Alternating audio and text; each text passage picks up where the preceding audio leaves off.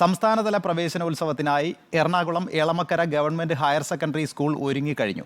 വിദ്യാഭ്യാസ മന്ത്രി വി ശിവൻകുട്ടി നേരിട്ട് സ്കൂളിലെത്തി അവസാനഘട്ട ഒരുക്കങ്ങൾ വിലയിരുത്തി. മന്ത്രിയാണ് ചടങ്ങിൽ അധ്യക്ഷത വഹിക്കുന്നത്.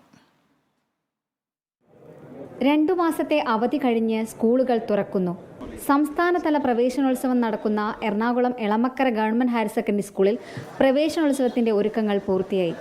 ഒരു ഉത്സവം നടക്കാൻ പോകുന്ന പ്രതീതിയുണ്ട് സ്കൂളിൽ. പാട്ടും ഡാൻസുമൊക്കെയായി കുട്ടികളും അധ്യാപകരും സംസ്ഥാനതല പ്രവേശനോത്സവത്തിന്റെ തിരക്കിലാണ്. മുഖ്യമന്ത്രിയും വിദ്യാഭ്യാസ മന്ത്രിയും പങ്കെടുക്കുന്ന പ്രവേശനോത്സവം രാവിലെ 8:45 ആരംഭിക്കും.